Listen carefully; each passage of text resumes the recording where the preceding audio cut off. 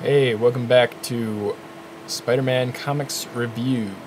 This is 1987, so let's get on with it.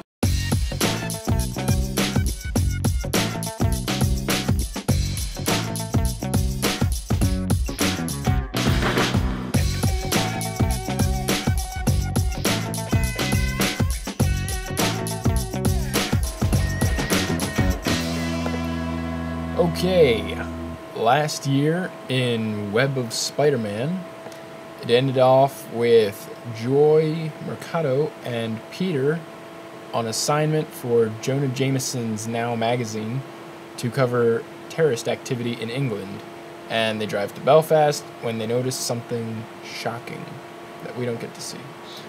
But now we do. Issue number 22 of Web of Spider-Man, Prophet of Doom. There's a war going on in Belfast between the Brits and some terrorist group called the Black Hoods, and Peter and Joy drive right into the middle of it. They get kidnapped by some of the Hoods and find themselves tied up in a Roxxon oil building. The whole war is a scheme to get the Brits to buy a new weapon Roxxon created that the US refused to buy. Peter and Joy escape, and the scheme is kaput when a higher-up in Roxxon blows up the helicopter carrying the creator of the scheme. Issue number 23, Slip Sliding Away. Slide returns because he needs to steal more money to start up his business. He steals a briefcase full of money, but Spider-Man recovers it. Slide gets away. Peter and Aunt May then go to Atlantic City, and somebody spots the Vulture. Issue number 24, High Stakes. The Vulture tries to hassle some casino into giving him money. Spider-Man tries to stop him. Hobgoblin comes and saves Spider-Man and lets him go. Also, Spider-Man has another encounter with the mysterious unknown person or thing that doesn't trigger his spider sense. It pushes him off of the building through a window, and he doesn't have his spider sense triggered. Yeah. Issue number 122 of Spectacular Spider-Man, Father's Night Out. Peter finds a baby in an alley, and the father, Brendan Doyle, comes around all mad asking for him. Peter knocks him out and takes the baby to the hospital as Spider-Man. Brendan comes to the hospital in his Mauler suit and gets his kid back. Spider-Man then fights him all throughout the hospital, and Mauler ends up realizing he probably shouldn't have the kid and sets him down and flies off. Issue number 25 of Web of Spider-Man, Beware the Stalker from the Stars. A warmonger named Zanja from another planet gets a hold of a powerful weapon, but on a conquest, the weapon is accidentally diverted to Earth. When he goes to retrieve it, another being named Valu from his world comes and stops him. Meanwhile, Spider-Man is caught in the middle. Issue number 26 of Web of Spider-Man, Nothing to Fear. Spider-Man stops some men trying to break into a train yard, but lets one of them go after falling for a false sob story. He later finds out that they stole $50,000 from a famine relief fund and finds them and gets them to confess to the authorities. Issue number 27, Scared to Succeed. A car dealer's son is kidnapped by a company that's blackmailing him. Spider-Man has to get past the traps of their hitman headhunter while the car dealer finds and saves his son. The headhunter cuts people's heads off and puts them in pickle jars. There's quite a bit of death in this issue. Still approved by the Comics Code. Issue number 28, Torch Bearing. Peter tells Mary Jane a story about something that happened a while ago when he stashed his civilian clothes in the torch of the Statue of Liberty. He returned to find that the torch had been taken away for refurbishing. Then the torch was sent to California to be in a parade. So Pete went out to cover it for the Bugle. Some thieves tried to steal the torch, but Spider-Man thwarted them. Turns out it wasn't the real torch anyway, and the real one was still in a warehouse in New York. Mary Jane has a good laugh about it. Issue number 284 of Amazing Spider-Man, Gang War, Part 1, and Who Shall Stand Against Them? Due to his repeated failings in trying to kill Daredevil, Kingpin takes a vacation. With the Kingpin no longer gripping New York's criminal underworld, all the rival gang leaders, Rose, Hammerhead, and Silvermane, rise up and begin fighting one another for supreme control. While combing New York for Flash Thompson, Spider-Man stumbles upon a few of these firefights but keeps reminding himself that it's not his war and he needs to keep out of it. Eventually, he finds his mantra: with great power comes great responsibility, and goes out again to put an end to the violence. Also, Peter runs into Ned Leeds at the Bugle, and he triggers his spider sense. Also, Ned is becoming more angry and violent. In Kingpin's place, the Arranger sends Jack-O-Lantern to kill Silvermane, and nearly takes out Hammerhead with a bomb. In an epilogue, Flash shows up at Betty Leeds' house.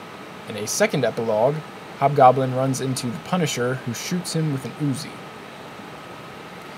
Issue number 285, Gang War, Part 2. The Arranger Must Die. Hammerhead decides to assassinate the Arranger.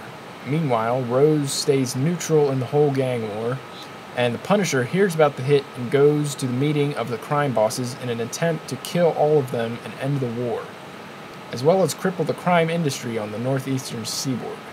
Spider-Man stops him, but Punisher gasses him and gets away. The hit also goes wrong, with Hobgoblin and Jack-O-Lantern killing Hammerhead's hitman. Rose and the Arranger agree to an alliance of sorts. Also, Ned Leeds explains his secrecy and lies about the undercover assignments from Robbie Robertson that he told Betty about. He tells Joe Robertson that he's working on a story that'll win him the Pulitzer Prize and give him more notoriety, since Ben Urich's articles have been getting all the front page headlines. Issue number 286, Gang War, Part 3, Thy Father's Son. Richard Fisk, Kingpin's son, meets a girl in the park and reveals to her that he has infiltrated the criminal world as Rose to try and take it down from the inside. And he's never technically committed any crimes. Also, the doctors taking care of his ill mother are purposefully keeping her ill. There's another big meeting between Rose and the Arranger, where they will try to come to some alliance agreement. New York's police force surrounds the area waiting to strike. One of the cops is spotted, and it begins a huge firefight, and also an actual fire that spreads a few blocks. As the madness ensues, Spider-Man rescues people from the fire, and a gunshot-wounded Rose accidentally kills a rookie cop. It is the first innocent person he's ever killed. Also, Mary Jane peeks in on Peter while he's showering and says, "Nice buns, Peter." Yeah. Issue number 287, Gang War, Part 4, And There Shall Come a Reckoning. Daredevil wants Spider-Man to stop getting involved in the gang war because he's just making a bigger mess of things. Spider-Man is angry at Daredevil for trying to stop him from saving lives. Daredevil tries to sneak Kingpin back into the city. Peter catches wind of this by way of Ned Leeds, who got a tip about it. Spider-Man stops the motorcade and fights Kingpin, only to realize it was a decoy and it was just Daredevil dressed as Kingpin. Daredevil safely snuck Kingpin in a different way. He wants Kingpin back to establish some kind of order in New York's criminal underworld again, instead of this chaos that's just killing civilians in the crossfire. Hobgoblin shows up as Kingpin enters his office and says he's cut ties with Rose and gets some information about Soviet spy operatives during the Cold War. The very same info that Ned Leeds was talking to Joe Robertson about a bit ago for his Pulitzer Prize story that he's working on. Kingpin knows who Rose is and intends to destroy him. Issue number 123 of Spectacular Spider-Man, With Friends Like These. Foreigner hires Blaze to fight Spider-Man and the Black Cat, with a bonus for killing them. Blaze then tries to extort money from Spidey and Black Cat by way of torturing some girl. They fight, the girl dies, Lieutenant Keating takes Blaze to jail. Keating then goes to Blaze's holding cell, breaks his neck, rips the barred windows off the wall, and tells the guards Spider-Man broke in and killed him. Black Cat's apartment was also blown up, so she has to stay with Peter for a bit. This upsets MJ. Issue number 288 of Amazing Spider-Man, Gang War Part 5. Gang War rages on. Kingpin plans to kill all of his lieutenants and get a new crew. He fires Jack-o'-lantern. Ned Leeds visits Lance Bannon, who has a bunch of pictures of the Hobgoblin on his wall. Perhaps Lance is the Hobgoblin? Betty Leeds goes out for groceries and comes back to find Hobgoblin roughing up Flash, who's staying at her place. She sees Hobgoblin unmasked and faints. Daredevil calls Spider-Man and wants to crash the Kingpin's lieutenant-killing party. Spider-Man's still pissed at Daredevil, and while beating up the Kingpin's men, Spidey realizes that it was just another trick, and Daredevil was using him yet again. Kingpin never planned to kill his lieutenants. It was just a deal with the police so the police could arrest a bunch of his higher-ups. Spider-Man is sick and tired of it and goes ballistic in Kingpin's office before leaving in a fury. Daredevil is more ashamed of himself than he's ever been. Guest heroes in this issue include Falcon and Black Cat. Issue number 124 of Spectacular Spider-Man, When Strikes the Octopus. Dr. Octopus steals some equipment and builds a nuclear reactor under the city. Spider-Man finds him and fights him. Their fight damages some machinery and almost causes a meltdown, but Doc Ock manages to save the day. Then, the ceiling collapses on him just as Spider-Man dives out of the lair. Issue number 125, Wrecking Havoc. Peter is about to be evicted from his apartment. Jameson wants him to fly to Denver to get shots of Spider-Woman and hopefully her boyfriend, Spider-Man, committing crimes.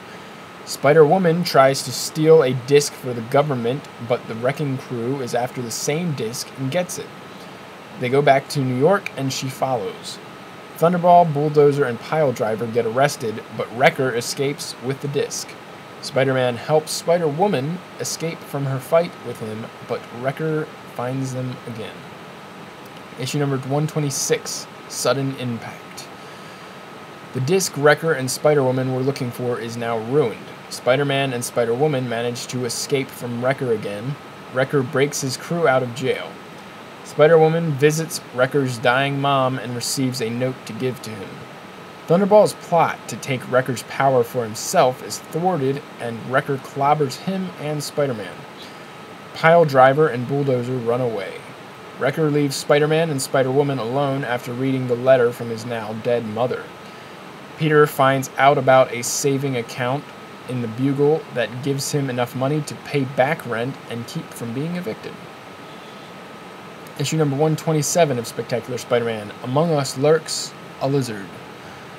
Al kidnaps Dr. Connor's wife and son to make him give him the formula to regrow limbs. Al's spine is injured and his legs don't work, in case you don't know. Dr. Connors transforms into the lizard again, but this time he has control over him, and he beats up and nearly kills street thugs to find out where his family is. Spider-Man helps him get his family back.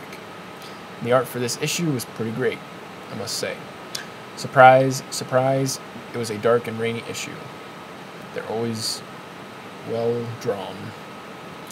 Now, I'm going to jump ahead about 3 issues because issue number 130 says it takes place between these issues.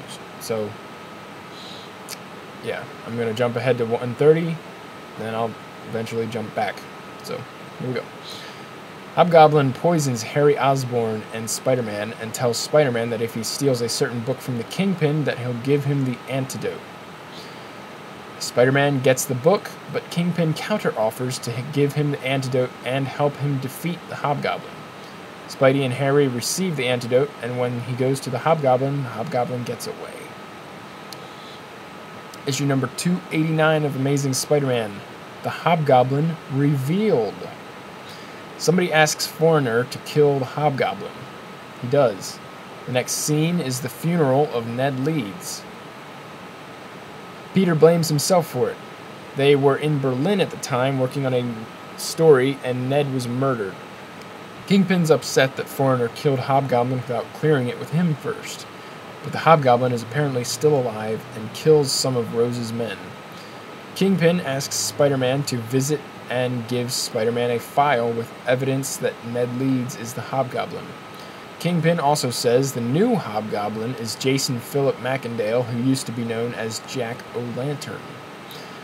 Hobgoblin visits Kingpin but can't kill him and runs away. Hobby meets up with Spider-Man and they battle before Spidey falls off a roof onto the street at the feet of Flash. Flash saves Spidey but nearly dies. Spidey then saves Flash, and Flash is cleared of being the Hobgoblin because people on the street saw them both in the same place at the same time. And apparently, Ned Leeds, as the Hobgoblin, hated Spider-Man so much because of the pain he brought Betty. Kind of noble, even if a little misguided. Issue number 29 of Web of Spider-Man, Mask. Alright, so apparently Ned Leeds dying and the whole Berlin thing happened in Spider-Man vs. Wolverine number 1, which I can't find. Anyway, in this issue, which takes place during issue 289 of Amazing Spider-Man, Wolverine finds Peter and tries to get him to not give up being Spider-Man, like he planned to do, and then they beat up a gang of muggers. Also, the new Hobgoblin terrorizes Rose and nearly kills Rose's friend and colleague. Also, apparently Ned Leeds was informing to Lieutenant Keating, who knew he was the Hobgoblin but looked the other way. Issue number 30 of Web of Spider-Man, The Wages of Sin. Richard Fisk, aka The Rose and Kingpin's son, confesses the origins of the Hobgoblin and the Rose to a priest. Ned started out wanting to write a story about Kingpin's criminal affairs. He tried to get the help of Richard, who hated his father, who refused at first. Ned found the Green Goblin's old equipment, and Richard agreed to work with him and bring down Kingpin's empire. Ned went more and more off the rails, and he gained an obsession with Spider-Man. After confessing that he killed the rookie cop, he says he feels just as low as the crooks that he hated. Richard flees the confessional and goes to the Kingpin and tells him he'll work for him. Issue number 128 of Spectacular Spider-Man, Spider Hunt. J. Jonah Jameson hires Silver Sable to hunt Spider-Man and bring him to justice for the murder of Blaze. Keating actually killed Blaze and then publicly blamed it for Spider-Man. Betty Leeds is going loony after the loss of her husband, just a little bit. She still thinks he's alive. Spider-Man trusts Black Cat as she curses Foreigner for double-crossing her. One of Sable's goons who's trying to take down Spidey is the S.H.I.E.L.D. agent who shot that kid a while back that had powers. He says he was fired from S.H.I.E.L.D., and Spider-Man takes off the guy's uniform and webs him up so it'll hurt worse than a Band-Aid when they rip it off with him. If you remember Sabretooth's little problem from last year. He returns home and then overhears Black Cat talking to Foreigner over the phone, saying that Spider-Man naively trusts her and that Keating says the frame is solid. Issue number 129 of Spectacular Spider-Man, Foreign Affairs. Black Cat escapes Peter's apartment and goes back to Foreigner, and they become intimate. Silver Sable gives Jameson back his money and says she's changed her mind. Peter goes to the police office to find Keating, but he's out. Peter intercepts a call to Keating from Black Cat asking him to meet her. Spider-Man then shows up at Foreigner's house and fights him. Foreigner is the superior fighter at first by use of hypnosis, but once Spidey figures out his trick, he gets the upper hand. Then the police come and Foreigner slips away.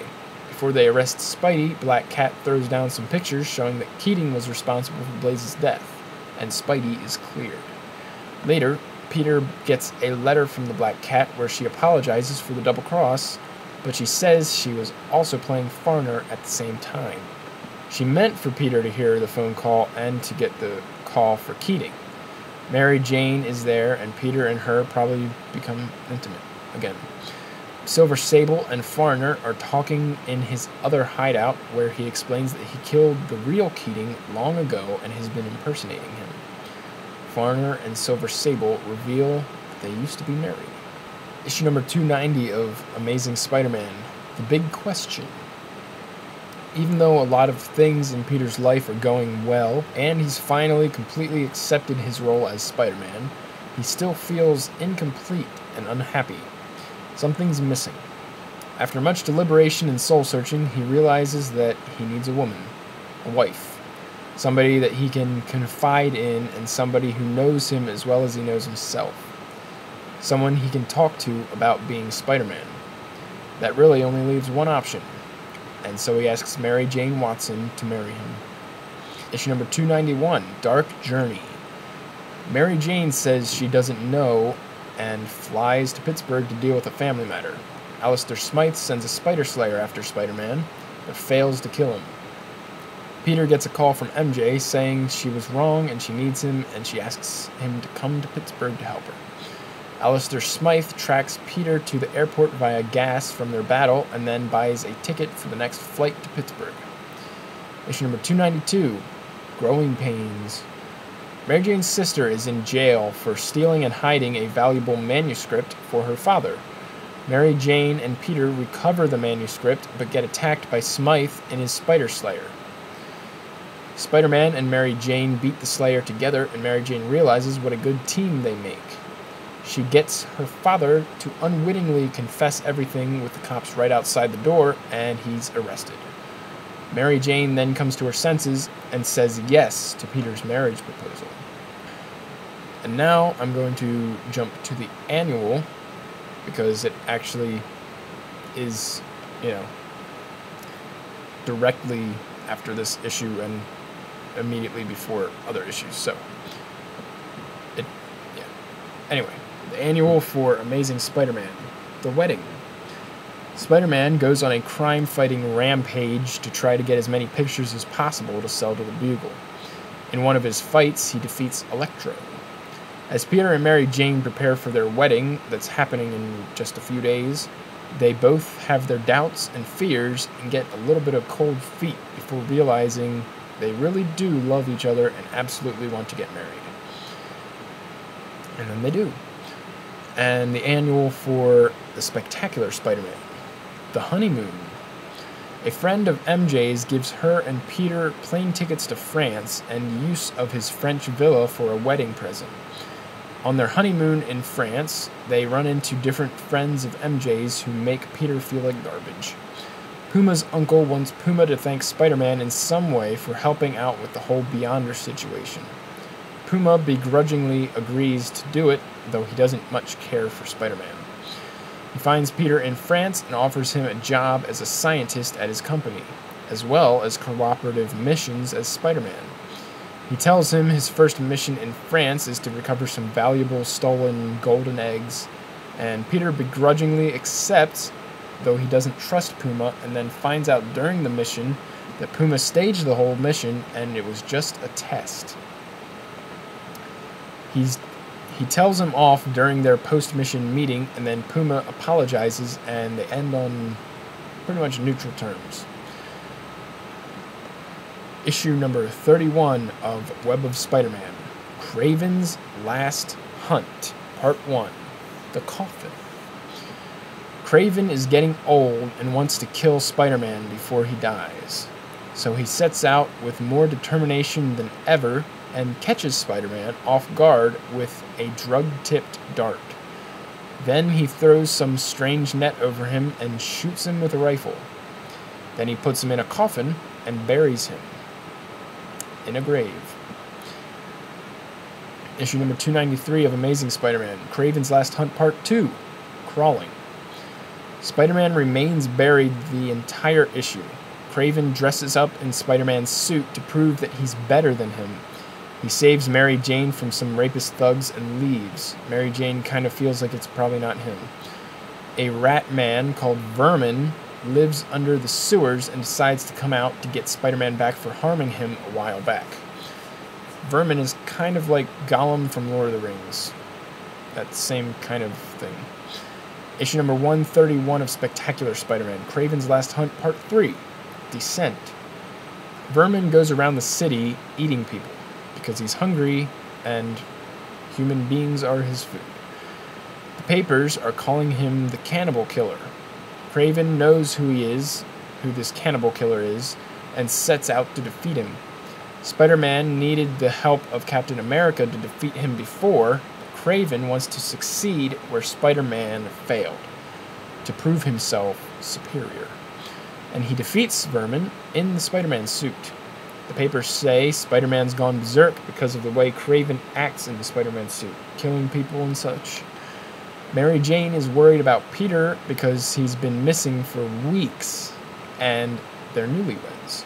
In the final panel, he reaches a hand out of the ground. Kraven's Last Hunt, Part 4, Resurrection. Spider-Man has some weird dreams while he's in the coffin, and I can't say I blame him after being trapped in a coffin for 2 weeks. Kraven shot him with some kind of non-lethal bullets, obviously, and Spider-Man makes his way to the surface and goes back home to Mary Jane to show her that he's alive. Then he immediately leaves to find Kraven.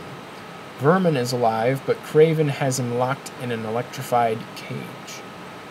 Issue number 294 of Amazing Spider-Man, Kraven's Last Hunt, Part 5, Thunder. Kraven feels a new sense of peace and happiness now that he has defeated Spider-Man in every way possible. He no longer feels any need to fight with him. He leads Spider-Man to Vermin and then sets Vermin loose so they can fight for a final test. Just as Vermin is about to kill Spidey, Kraven stops him and tells him to go. Then he helps Spider-Man back upstairs and tells him to go follow his conscience. Spider-Man leaves to go after Vermin, vowing to return. Kraven then shoots himself in the mouth with a rifle. Issue number 132 of Spectacular Spider-Man, Kraven's Last Hunt, Part 6, Ascending. Spider-Man finds Vermin and brings him up from the sewer, where he gets disoriented by the light, and then Spider-Man webs him up and hands him to the police. Kraven leaves a full confession for the police of how he impersonated Spider-Man. Yeah, it's a pretty good story. I can see why most people put it in their top 10 Spider-Man stories lists. For sure. Issue number 33 of Web of Spider-Man, Mad Dog Ward, Part 1. What's the matter with Mommy? Some lady is crazy and hears voices and doesn't like how her husband earns money. He works for the Kingpin in some capacity. She tries to leave with the children, but he comes home in time and sends her to the Mad Dog Ward of a mental hospital. It's a very shady ward where the Kingpin sends people to be changed for his benefit. Her kids want her back and sneak out to get her. On the roof of the building, their father finds him. The son has a gun and yells at his dad for locking Mommy up and has the gun aimed at him the whole time. A bunch of guards storm the roof, but Spider-Man comes and cleans out the clocks. One guard is left, and he tosses the daughter over the roof. Spider-Man dives after her and saves her, but catches a bullet or two on the way down. Issue number 295 of Amazing Spider-Man, Mad Dog Ward, Part 2, Mad Dogs. Spider-Man is taken into the mental hospital as a patient. He wakes up to find that he's heavily drugged. None of the caretakers think he's really Spider-Man because of all the other insane people who think they're superheroes. Peter struggles to overcome the drugs and leads a revolt against some new straitjackets that just leads to everybody getting a double dose of the drugs. Everything's real shady at the Mad Dog Ward. They're trying to turn people into assassins by convincing them they're dreaming, then telling them to release their anger in their dreams. One test subject is called Brainstorm. Issue number 133 of Spectacular Spider-Man, Mad Dog Ward, Part 3, I Am Spider. Peter and one of the nurses come up with a plan to take the Mad Dog Ward down. She switches the drugs with a vitamin cocktail so the patients will be able to wake up and fight back. A big riot starts, and Peter goes and saves a new friend from being lobotomized. He then fights Brainstorm. It's not a difficult fight by any means. Then the husband who sent his wife there comes back and saves her. Them and Peter drive away with the head doctor at gunpoint as the police arrive at the hospital. Peter then goes back as a photographer with Ben Urich to get the story. But Kingpin has cleverly made a story about how he didn't know what was going on and was outraged and launched a full investigation. Alright, and Web of Spider-Man Annual. Everything you wanted to know about Spider-Man. It's really just a big issue. There's no stories in this issue. It's just another issue for people who haven't read a lot of the older issues. And at a time when people couldn't just download every issue of Spider-Man or afford to buy them, I can see why they would do this. It's actually pretty neat. They keep things very concise and to the point. I think it's probably the best, look back kind of issue that they've done so far in these annuals. They first talk about Spider-Man and his abilities, and then move on to other major characters like Jameson, Joe Robertson, Mary Jane, Aunt May, Harry Osborn, Flash Thompson, Gwen Stacy, etc. And all the while, they're discussing the history of major events in Spider-Man's life that happened throughout the years with each of these characters. Then they talk about a few locations in Peter's life, such as his house, or his apartment, the Bugle, and Aunt May's house, and etc., and all that stuff. Then they have a long gallery of Spider-Man's forgotten foes. A lot of them I have never seen before because they're from issues of Marvel Team Up. I guess I should probably read those. Then they end the whole thing with a few cool full-page shots of Spider-Man. And, yeah. So, this was a very good year. Yeah, just a lot of great stuff. And the whole gang war thing, and Kraven's Last Hunt, the Mad Dog Ward, and then the whole marriage to Mary Jane. It's just a really good year. Definitely one of the best. So yeah, next year is going to be a good one, I can tell. So yeah, stay tuned. It's going to be quite cool. I will see you then in 1988.